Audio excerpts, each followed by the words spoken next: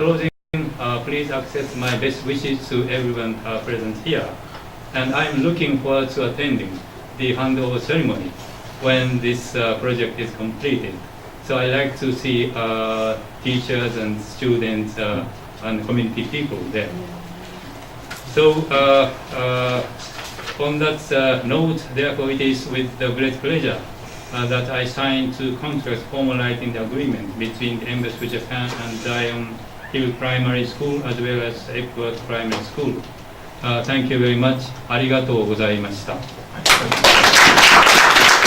This is a good morning, and we celebrate life. We celebrate hope. This is the day that the Lord has made. Let us rejoice and be glad in it. This is a glad occasion. And we want to again, Ambassador, I look forward to coming here very often, because every time I come here, you're giving good gifts to the children and the people of Jamaica. Put your hands together for Ambassador. Ambassador, you have just made the point that in your 2 years of sojourn in Jamaica, how much you have facilitated in terms of the level of significant investment into the Jamaican education system. There is no expression of gratitude and appreciation is enough to thank you, sir, and your government for believing in Jamaica, investing in the future of Jamaica, or children.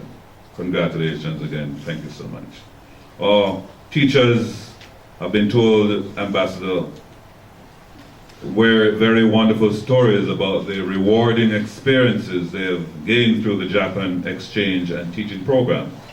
The lives of those who have been participants in the Japan exchange and teaching program, and hundreds of other Jamaicans indirectly, have been enriched culturally and educationally as well as economically. Not to mention the fact that most of us do drive Japanese vehicles.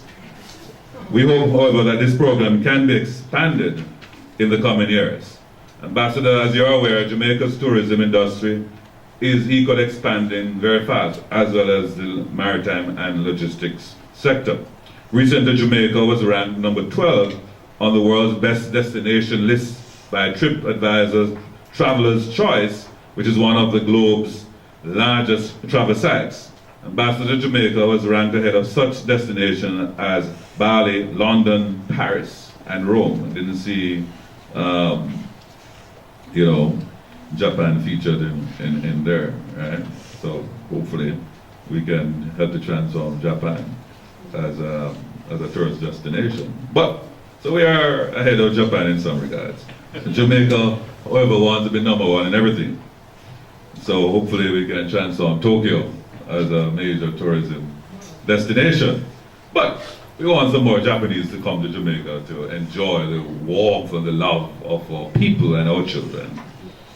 So as you give to us, we want to give back to you. We believe if more Japanese tourists were to visit our beautiful island, we would achieve that objective faster. I believe, Ambassador, that you can give us some help in that respect, and I want to thank you in advance. We're happy that the government of Japan continues, however, to expand its partnership in education through the grassroots Human Security Project that we've just mentioned. Today's grant signing will greatly benefit the students, teachers, and other stakeholders at the Zion Hill and Epworth Primary School. And I will want to echo what Ms. Latoya Harris has said. In fact, it's something I've been saying to the entire system. Now is the time with your school improvement plans to make sure you have a plan. And so we do all the preparatory work, have our designs, and just ready for financing. And congratulations, and I know particularly, I don't get jealous, but I know the new principal of Zion Hill. Having been a new principal, wanted to get her school to be number one. I think she was trying to compete with JC at the time. So she bombarded me, and but the story in the Bible about when you keep knocking, and you'll get here and get an answer. So congratulations, Ms. Green Johnson, that your dream has come true. And to all the board members, teachers, and students. And no doubt, Regional Director Edler, I know the condition of southeast St. Anne. So we're very happy that we've been able to direct some resources your way. But as was said before, this is really a partnership. And the truth is, our Jamaican education system is not yet right-sized, unfortunately. We did come through a consensus, and I really want to take this opportunity to say to my other colleagues that I really don't want politics to divide us where education is concerned. We did have a task force report on education in 2004, Mr. Davis, which already said that there are 50% of our schools were in disrepair. And we certainly need, and what was said then, to build at least 100 new schools, that's all. Right? I look at the data that was sent to me yesterday, that in regards to an update, because there has been a lot of debate recently about taking schools off shift. The fact is that in 2010, there were 111 schools that were off shift. So we have done reasonably well to brought that down to now 47. We took 10 off shift last year, and even as the population has shifted, so let the explanation be given as well. Not only are we expanding facilities, but by diverting, as we rationalize schools from all age and primary and junior high, we have also been able to move those populations elsewhere and be able to de-shift many of our institutions. However, still require significant investment to take schools off shift. So we are now down to 47. In our budget going forward for the new fiscal year, $350.5 million are being provided to take another 12 to 15 schools off shift. We have a program in the initial stages in the next 3 years to spend over $1 billion to take as many schools off shift. We will still require, in a 15-year program, to build at least 17 new schools. But let Jamaicans understand that to build one school today and to outfit it with furniture is almost $1 billion Jamaican dollars. So while we are reeling from, yes, and I really want to tell you that I feel it for some of us who have to pay the new property taxes. But let us have a mature discussion that the government that works for us, how does it earn its resources? How does it get it? It is your money.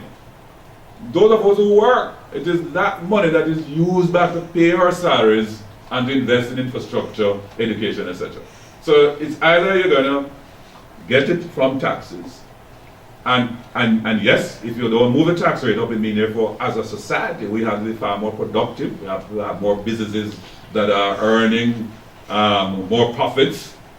Sales are expanding by virtue of our GCG as we consume more, but if we are going to be able to consume more, we have to have higher salaries. But we can't get higher salaries if government don't have the revenue to pay us higher salaries. So it's a whole circular flow of income. It's a cycle. So government, either through taxes, fees, grants, that is why this is significant. So note the fact that we get grant means that we have to use less taxes. Are you with me? So it's so significant this is, because the alternative, so the 17 schools that I need to build, if I could get all of them as grant from the government of Japan or China, I mean that'd be wonderful. Because the building 17 school is a whopping $13 billion. Can you imagine another tax of $13 billion? So that is the reality. I know I've given Madam Latoya some tasks to do. We have to look at some mix of loan funds to help. So we're not going to do anything. We have to do something, but we need help. PPP we're looking at, where we can have, whether countries or corporate companies, build the schools and we pay them back over time as a public-private partnership. But I'm very attracted to grants, so I'm appealing not only to the government of Japan, but all the foreign-based embassies and governments who are hearing right across the world, because we're now live and streaming across the world, who are hearing our call that we would welcome all the assistance that we can. Now, in addition to the Japanese grassroots project, I'm also cognizant that particular primary schools sometimes seem to be left behind. Right? The high schools have a lot more support from the Alumni Association. So we have launched a project, Welcome Councillor Bell, where I've allocated ambassador, well, initially 210 million, but I found another $100 million. So for the primary schools across all 14 parishes, we'll see where we are going to be making significant investment in terms of infrastructure up there. And we'll, as long as I'm minister, they'll continue project, because I want, by the time I finish my term, I would have impacted on every primary school. So by the time I leave you, all of you must look at Jamaica College. That's a school that I'm quite familiar with.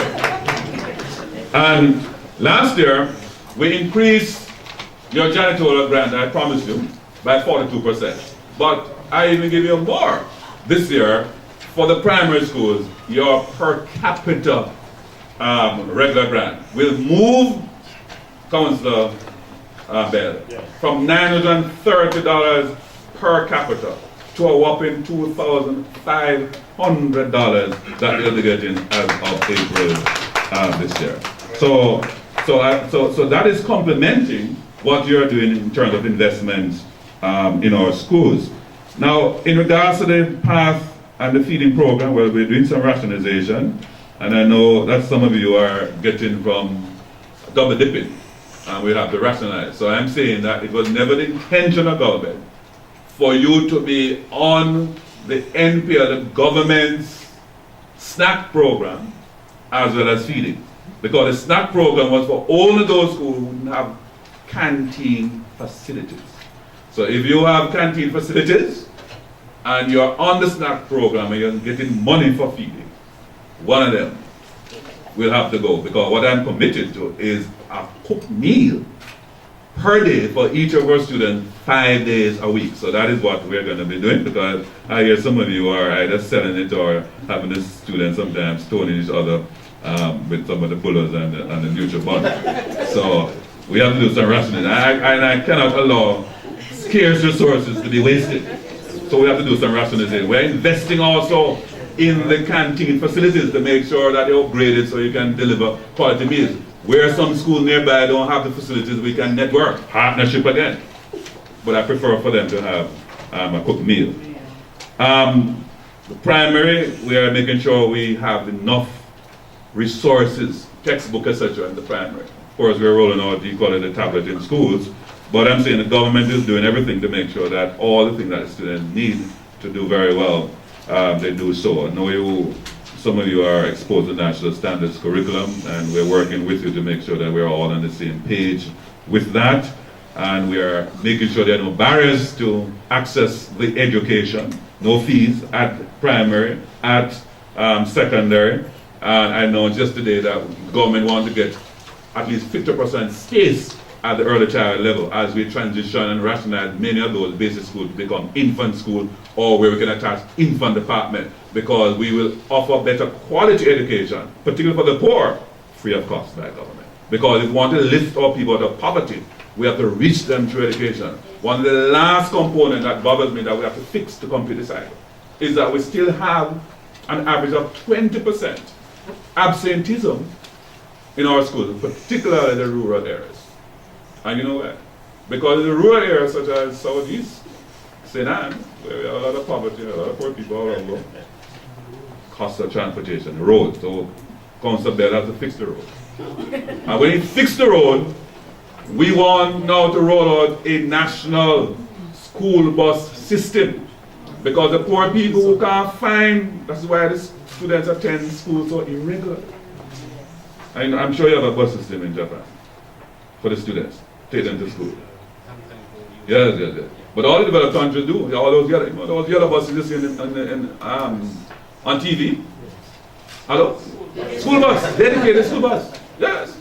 So I'm simply saying, I know we're not there yet, but I am making the case that under the auspices of PATH, since we are spending resources for our more poor and vulnerable and marginalized, but if they are not getting to school regularly, the investment we're putting there, the wonderful buildings that we're putting up, the improved infrastructure that we have, to say it is for them.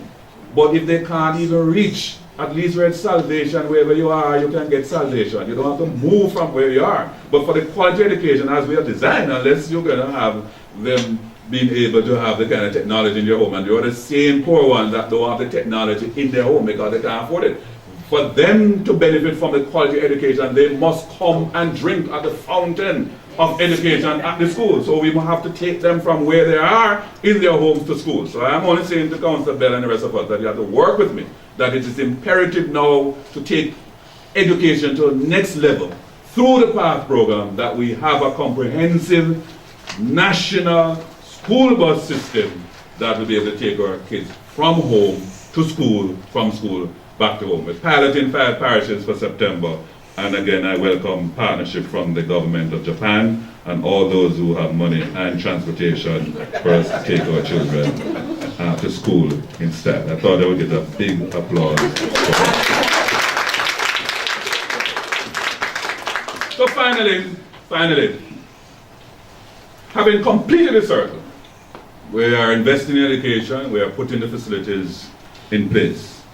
So for the students, we want you now to take your education very seriously. We want you to understand that all of us, including the government of Japan, is investing in you because we want a better Jamaica. We want, first of all, a world-class trained workforce, highly trained and skilled. Just came from another launch in Seaview where they launched a workforce college. I'm lamenting the fact that investments are on the horizon, but the workforce are not ready. Too few of us in the workforce are trained and equipped for the new investments that are coming. So we have to transition this new generation. While I tackle those who are out of school unattached, but those who are now pursuing education have to have a longer vision to stay in school, learn as much as you can, not out in school anymore. So let me tell the parents.